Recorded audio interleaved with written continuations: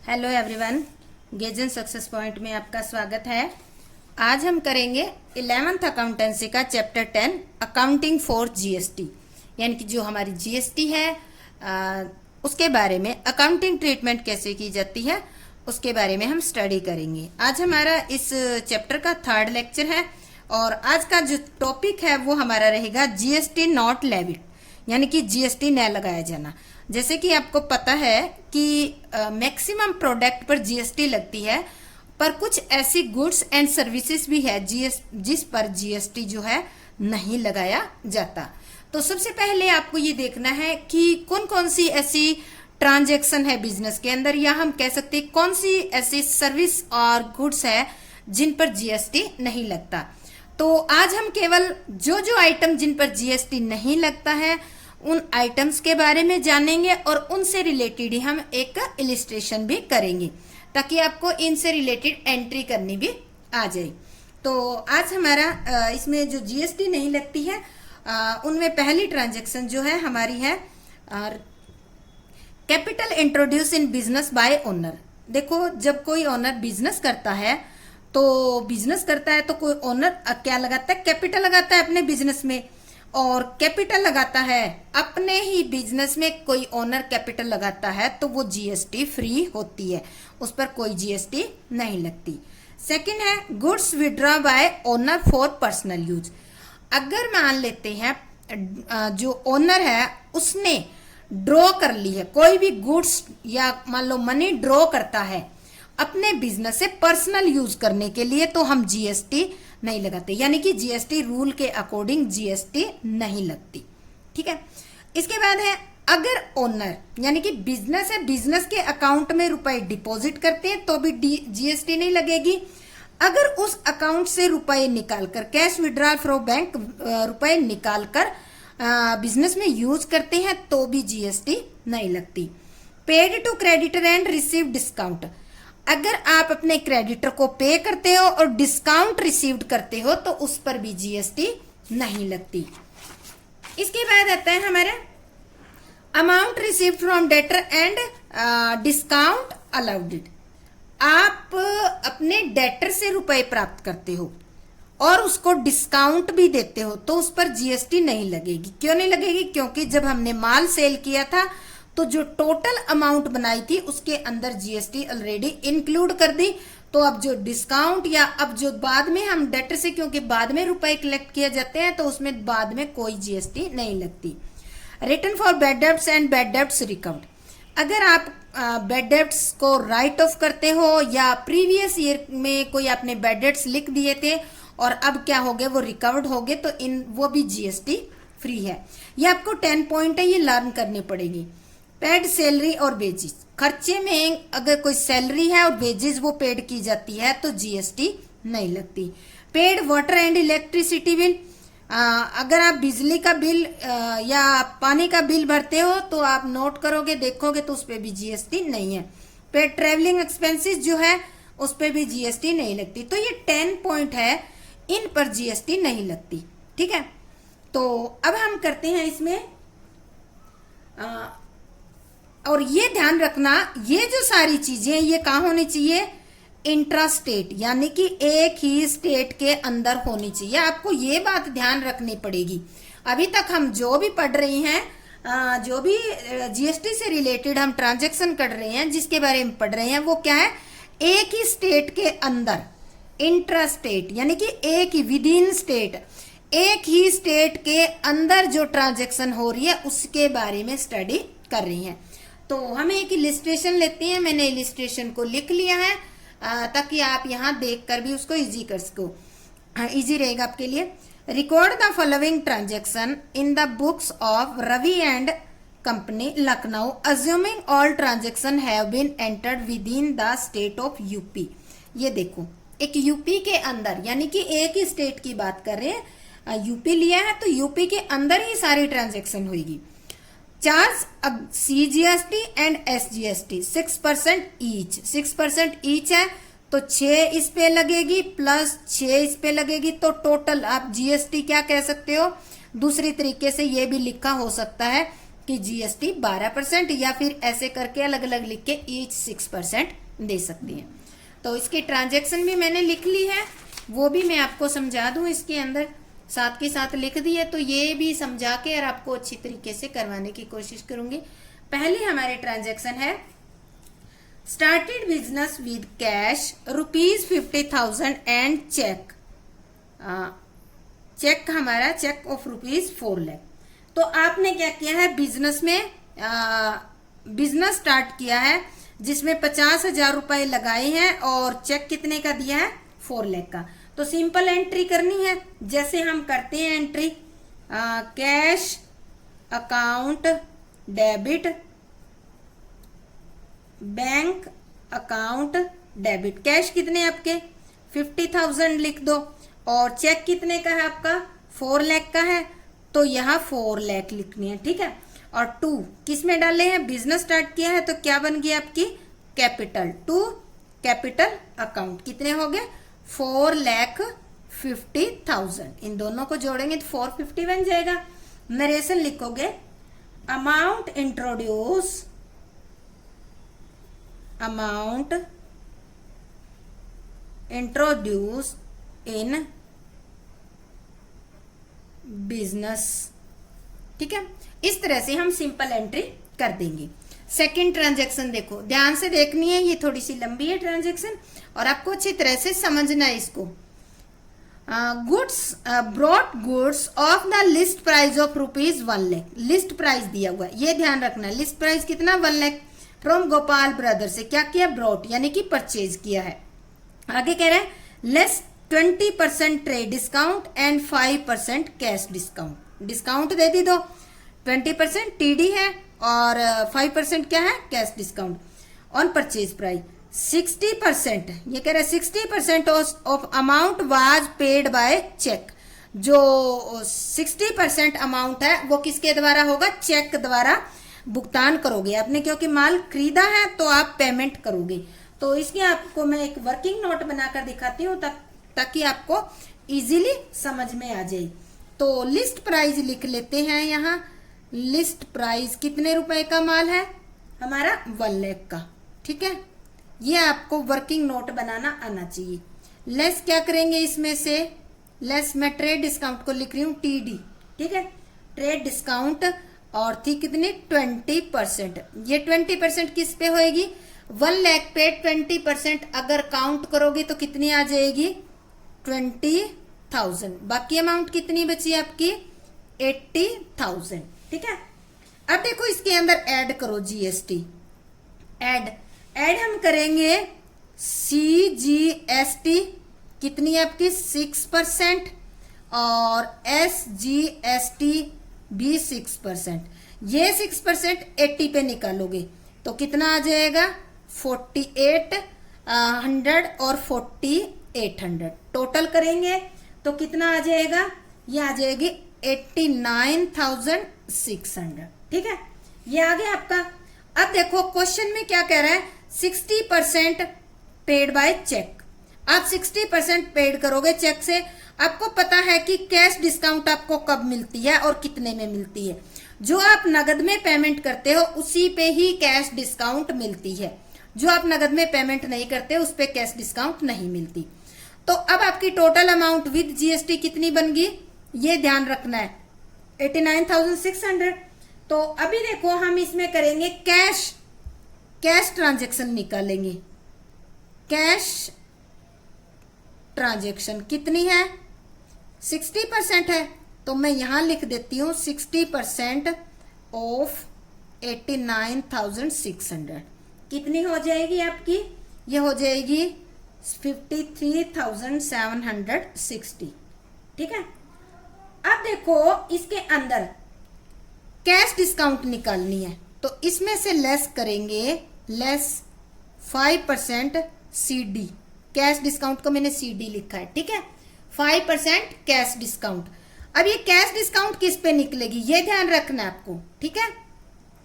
ये जो है 5% कैश डिस्काउंट है वो हम निकालेंगे क्योंकि हमारा माल कितना है, ये देखो ये तो हमारी जीएसटी है। जीएसटी पे क्या कोई कैश डिस्काउंट होती है, कभी भी नहीं होगी। तो जो कैश डिस्काउंट निकाली जाएगी वो जो आपका अमाउंट है उस पे निकाली जाएगी। और ये अमाउंट कैसे निकालोगे, ये अमाउंट मैं आपको बताती हूँ कि ये 80,000 का हमारा कितना 60% कैश है, 60% पर, ठीक है। 60/100 कर लो और इसका जो 5% है वो करेंगे हम, ठीक है। ये इस तरह से हम इसकी कैलकुलेशन करेंगे। तो ये कैलकुलेशन करेंगे तो आपकी कितनी आ जाएगी, 5% ये निकालोगे तो ये आ जाएगी आपकी 2400। तो टोटल अमाउंट कितनी आ जाएगी आपकी, ये लेस होगी तो लेस करने के बाद 51,360 आ जाएगी, ठीक है। इसके बाद जो है हमारी क्रेडिट ट्रांजैक्शन, क्रेडिट ट्रांजैक्शन कितनी होगी 40, 60 तो आपका कैश में हो गया, तो 40% ऑफ किसका लेना पड़ेगा, इसका, इस अमाउंट का 89,600 का ये अमाउंट आ जाएगी आपकी 35,840। तो ये आ जाएगी आपकी इसके अंदर क्रेडिट के अंदर। तो अब उम्मीद करती हूँ कि आपको ये अच्छी तरीके से समझ में आ गया होगा वर्किंग नोट बनाना, ठीक है। कभी भी जो कैश डिस्काउंट होती है आपको इतना ध्यान रखना है कि जो कैश डिस्काउंट होती है वो कभी भी जीएसटी पे नहीं लगती। इसलिए हमने कैश की डिस्काउंट की कैलकुलेशन करने के लिए ये 89,000 नहीं लिया, हमने क्या लिया है 80,000 लिया है, ठीक है। अब हम करते हैं इसकी एंट्री। तो एंट्री करेंगे हम, परचेज लिखेंगे एंट्री में, हमने माल परचेज किया है तो परचेज अकाउंट डेबिट। माल कितने का खरीदा आपने 80,000 का, देखो हमने किया ना 80,000, साथ के साथ लिखते जाएंगे 80,000। और जीएसटी कितना था, सीजीएसटी एसजीएसटी दोनों इनपुट है ये, तो हम यहां लिख देंगे इनपुट सीजीएसटी अकाउंट डेबिट और इनपुट एसजीएसटी अकाउंट डेबिट। कितना कितना आया है 4800 और 4800 हमने लिख दिया। इसके बाद हम लिखेंगे to bank account, to bank account कितने रुपए हमारे कैश में मिल रही है, ये देखो आपको दिख रहा होगा कि यहाँ हमने निकाला ये कैश वाला अमाउंट, ठीक है। तो ये लिखेंगे 51,000, ये हमारे आगे 51,360।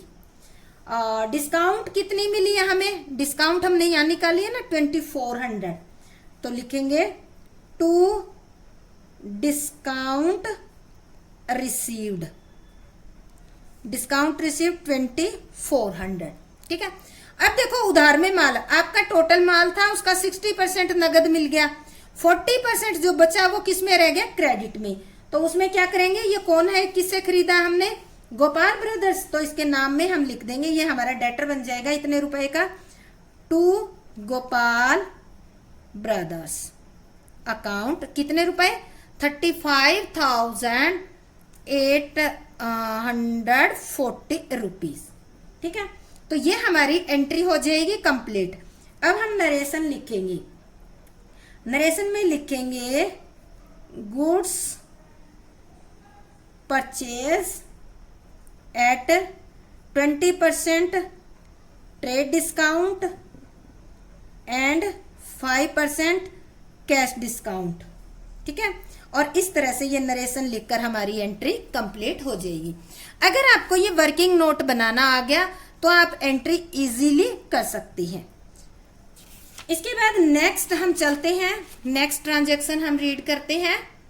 और नेक्स्ट ट्रांजैक्शन हमारी है सेल के बारे में, आगे सेलिंग के बारे में। Sold goods to Manoj and company of the list price of 2 lakh, यहाँ भी लिस्ट प्राइस दिया हुआ है कितना 2 लाख रुपए, less 15% trade discount and 4% cash discount. और कैश रिसीव्ड कितना हुआ है, वो भी बाय चेक 40%, ठीक है। तो अब देखो इसके लिए भी अभी ध्यान रखना, किससे हमने माल खरीदा है, बेचा है मनोज एंड कंपनी को, और 2 लाख का माल है, 15% डिस्काउंट है, ट्रेड डिस्काउंट 4% कैश डिस्काउंट है, 40% कैश रिसीव कर रहे हैं। तो आपको इतना पता है कि कैश डिस्काउंट किस पे दी जाती है, जितना माल आप कैश में सॉरी जितने पैसे आप रिसीव करते हो कैश में उस पे ही की जाती है। तो हम इसकी वो बनाएंगे वर्किंग नोट। तो वर्किंग नोट ध्यान से देखना। लिस्ट प्राइस, लिस्ट प्राइस कितना है आपका 2 लाख, लिस्ट प्राइस 2 लाख हो गया। लेस करते हैं इसमें से हमारी ट्रेड डिस्काउंट कितनी है, सॉरी 15% है, किस पे 2 लाख पे, तो कितनी होगी आपकी 30,000 रुपये। लेस करने के बाद कितनी अमाउंट बची 1,70,000 होगी। ठीक है, अब इसके अंदर क्या करोगे, ऐड कर दो क्या क्या CGST, क्या क्या CGST कितने परसेंट है 6%, और SGST 6%। तो इस अमाउंट पे हम 170 पे 6% कैलकुलेट करेंगे तो ये आ जाएगा 10,200 और 10,200। अब इसका हम टोटल कर देंगे, टोटल करेंगे तो ये बन जाता है 1,90,400 बन गया। ठीक है, अब इसमें से आपको कैश ट्रांजेक्शन निकालनी है। कैश ट्रांजेक्शन आपकी कितनी है 40% है, तो हम लेते हैं कैश ट्रांजेक्शन कितनी 40% ऑफ किसका 40% आपको देखना है, ये है 40% ऑफ 1,90,400। कितने रुपए आ जाएंगे आपके 76,160 आ गए। ठीक है, अब इसमें से आपको क्या करनी होगी, लेस करनी होगी 5% CD कैश डिस्काउंट। अब ये CD जो इसमें से नहीं होगी, ठीक है, इसका 170, क्योंकि हमारे जो वैल्यू है वो ये बनी है जीएसटी पे, कभी भी ये जो वैल्यू है 190 है ये किसके समेत है जीएसटी समेत है, पर जीएसटी पे कभी डिस्काउंट नहीं होती क्योंकि वो तो जो हमारा सेलर होता है उसके लिए लाइबिलिटी है। तो हम क्या करेंगे सीडी जो है इसका 40% निकालेंगे।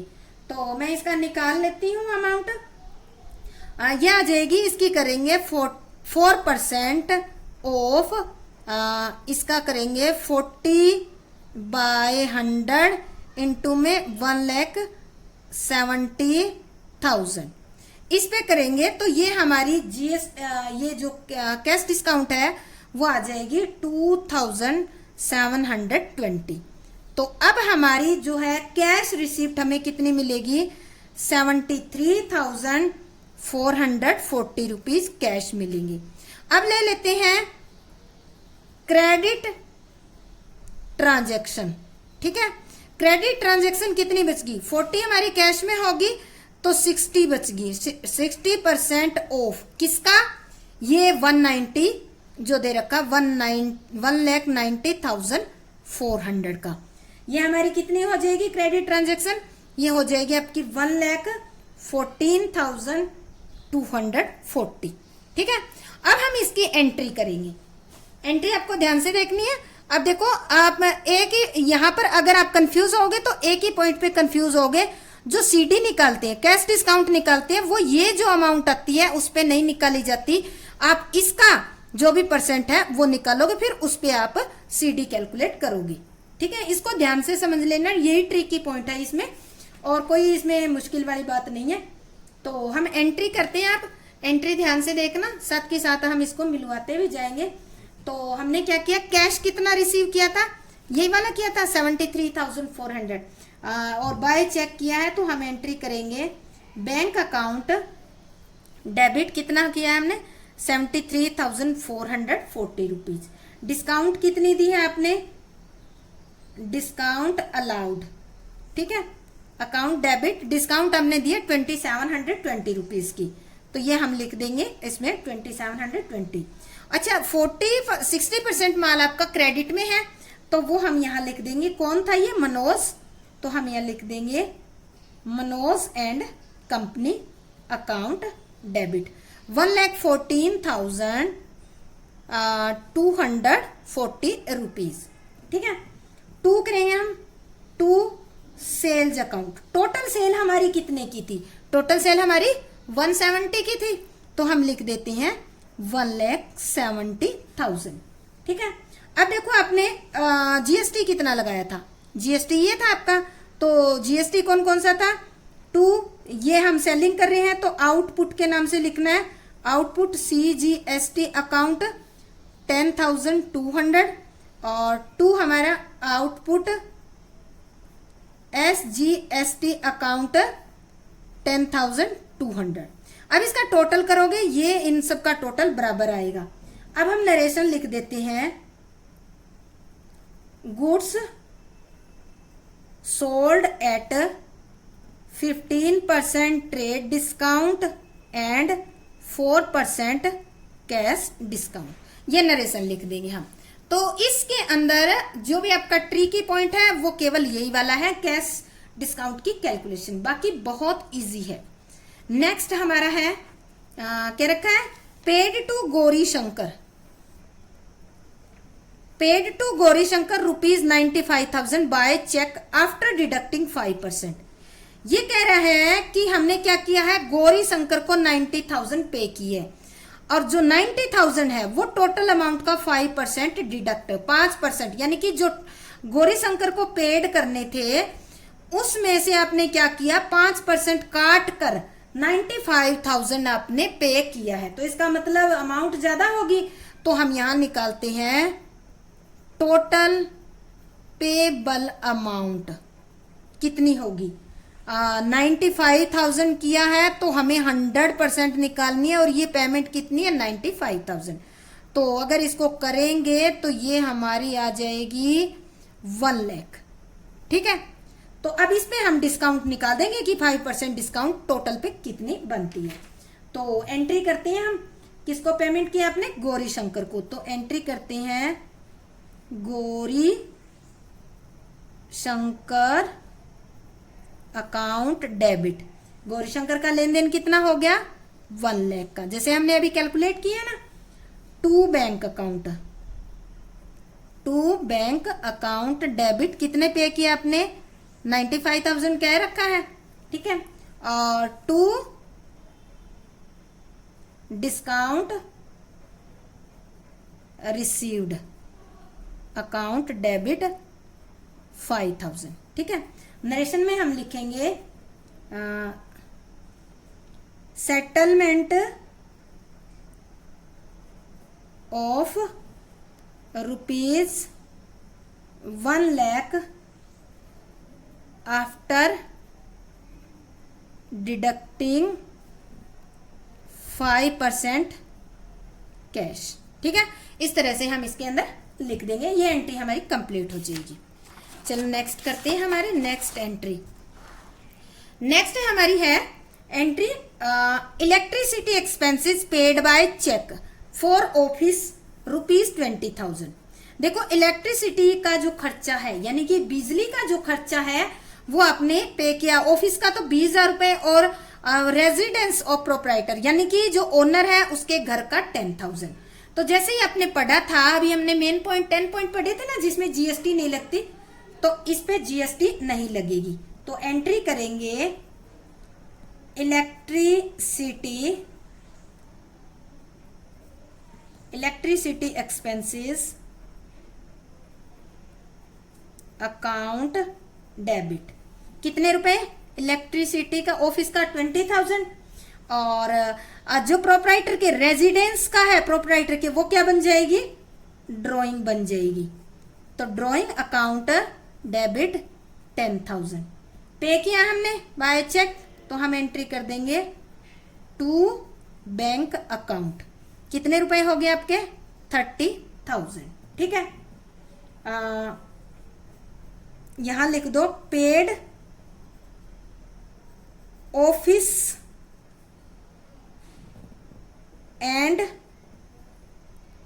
ये लिखते हैं ओनर रेजिडेंस। ठीक है, पेड बिल लिखते हैं, सॉरी बिल नहीं लिखा, पेड बिल ऑफ इलेक्ट्रिसिटी, ये यहां आएगा सारा का सारा, paid bill of electricity office and owner residence. तो ये बहुत इजी एंट्री है, इसमें कोई ट्रिक नहीं है, बिल्कुल इजी है और ये आप आसानी से कर सकते हैं। आगे क्या रखा है, paid salary by cheque for ₹20,000। तो इजी है, एंट्री कर देंगे salary account debit to bank account, कितने 25,000 और यहां लिख दोगे नरेशन में पेड सैलरी। ठीक है, तो ये आपकी एंट्री हो जाएगी, ये भी कोई मुश्किल नहीं है। इसके बाद देखो नेक्स्ट एंट्री जो है वो करवा चुके हैं, पर इस क्वेश्चन में आ गई तो हम करेंगे इसको, कोई इजी आ जाती है कोई मुश्किल entry. Dinanath debtor for ₹40,000, Dinanath एक डेटर था 40,000 जिसे लेने थे, become bankrupt and 25% is receive from his estate by cheque, यानी कि जो दीनानाथ था वो क्या हो गया, बैंकक्रप्ट, दिवालिया हो गया, और उसे केवल 40% ही पैसा हमें मिला और बाकी 75% है वो डूब गया है। तो देखो पहले तो इसका जो 40,000 है इसका 25% है, मिला कितना 10,000 आ जाएगा, तो वो हमें मिला है, तो एंट्री करेंगे बैंक अकाउंट डेबिट, ये आ गया आपके पास 10,000, ये करेंगे हम 14,000 का 25%, ये आपको मिल गया है 10,000। ठीक है, टोटल कितने थे आपको पता ही है, टोटल 40,000 थे, इसमें से आपको मिल गए 10,000, तो बाकी कितने बच गए 30,000 डूब गए हैं, तो उसको हम क्या लिखेंगे, बैड डेब्ट्स अकाउंट डेबिट, और ये हमारे हो गए 30,000 टू, अब ध्यान ये देखो ये किससे थी ट्रांजेक्शन, टू दीनानाथ, तो ये दीनानाथ से हमारी ट्रांजेक्शन थी 40,000 की, 10,000 मिल गए, 30,000 क्या हो गए हमारे अब बैड डेब्ट्स हो गई, नहीं मिलेंगी, तो हम यहां लिखते हैं amount received and bad debts written of, यानी कि हमने क्या किया, जो अमाउंट लिख की उसको तो हमने रिसीव्ड में डाल दिया, जो नहीं मिलने के चांसेस है उसको हमने राइट ऑफ कर दिया, यानी कि बैड डेब्ट्स में डाल दिया, वो कभी नहीं मिलेगी ये मानकर।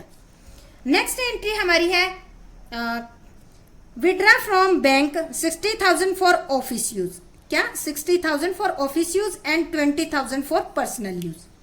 देखो सीधी सी बात है, ऑफिस के लिए निकाले हैं वो तो ठीक है, जो पर्सनल यूज के लिए निकाले वो क्या बन जाती है, वो आपकी ड्राइंग बन जाती है, तो एंट्री करेंगे कैश अकाउंट डेबिट, ऑफिस के लिए निकाले उनको कैश अकाउंट में डाल दोगे, कितने रुपए निकाले 60,000, और जो पर्सनल यूज के लिए है वो क्या बन जाएगी आपकी ड्राइंग अकाउंट डेबिट, यह होगी आपकी 20,000, और टू सारे के सारे पैसे कहां से निकाले हैं, बैंक से निकाले हैं, तो टोटल कितना हो गया आपका 80,000। ये हम नरेशन लिख सकते हैं amount withdraw from bank for office and personal use. ठीक है, तो ये हम एंट्री इसमें कर सकते हैं बहुत आसानी से। नेक्स्ट हमारी ट्रांजैक्शन है वो है received by cheque for bad debts written off last year. देखो लास्ट ईयर क्या था, आपने 10,000 के जो किसी डेटर से लेने होंगे वो आपने रिटर्न ऑफ में डाल दिया। अभी हमने जो एंट्री की थी ना बैड डेब्ट्स में डाले, सेम इसी तरह ये 10,000 आपने पिछले साल डाल दिए थे।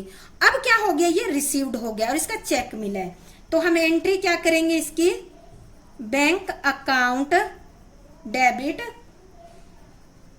टू बैड डेब्ट्स रिकवर्ड लिखोगे, यहां पर क्या लिखोगे रिकवर्ड, क्योंकि ये डूबे हुए रुपए हमें मिले हैं 10,000, तो हम इसको लिख देंगे। ठीक है, और यहां नरेशन में आप लिख सकते हो बैड डेब्ट्स रिकवर्ड,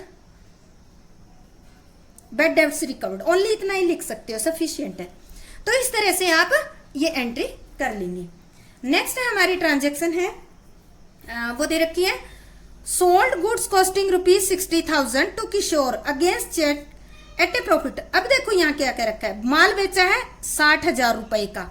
देखो यहाँ लिस्ट प्राइस नहीं है, क्या दे रखा है, सबसे पहले क्या रखा है, जिस माल की लागत 60,000 रुपए थी वो किसको बेचा है इन्होंने, किशोर को।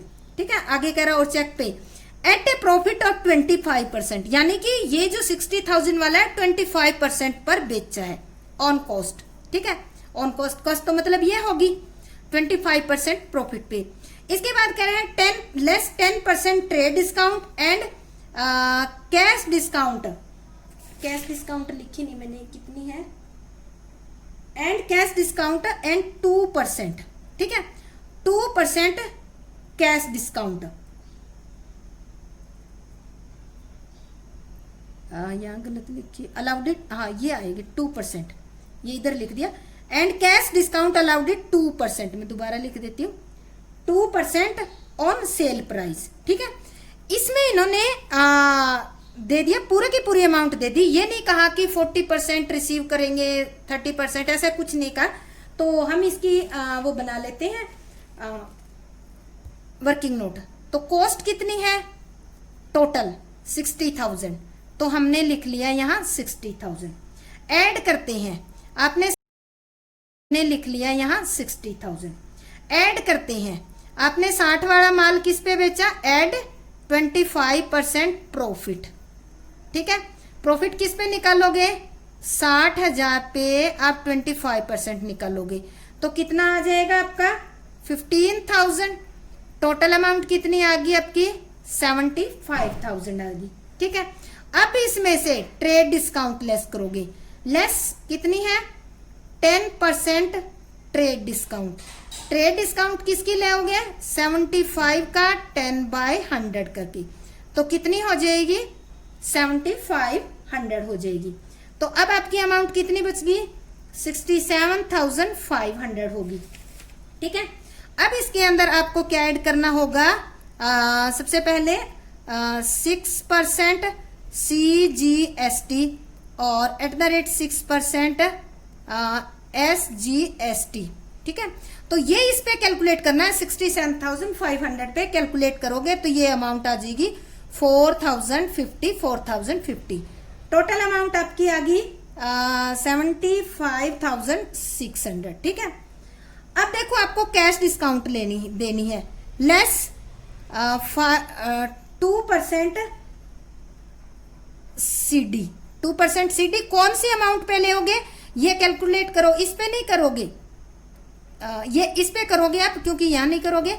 ये अमाउंट लिख देती हूँ जिसपे CD काटनी है, ये वाली अमाउंट जो है इस पे आप CD काटोगे, क्योंकि अगर ये अमाउंट लेते हैं तो इसमें तो GST है, GST पे कभी भी आपकी डिस्काउंट नहीं होती। तो यहाँ करेंगे हम 2% ऑन 67,500, ये कैलकुलेट करेंगे तो आपकी आ जाएगी 1350। और ये हम लेस करने के बाद हमारी अमाउंट बचेगी 74,250। तो ये अमाउंट आ जाएगी। इसको लेकर अब हम एंट्री करेंगे। एंट्री ध्यान से देखना, तो एंट्री आ जाएगी बैंक अकाउंट डेबिट। कैश कितने मिले आपको अभी बताए हैं यहाँ पर 74,250, तो हमने लिख दिया 74,250। ठीक है, आपने डिस्काउंट कितनी अलाउड की है, तो यहां लिखेंगे डिस्काउंट अलाउड डेबिट 1350। ठीक है, इसके बाद टू सेल, टोटल सेल कितनी है, to sales account. Sale total हमारी कितने की थी, सॉरी ये थी हमारी TDS, ये ट्रेड डिस्काउंट लेस करने के बाद हमारी आई थी 67,500 की।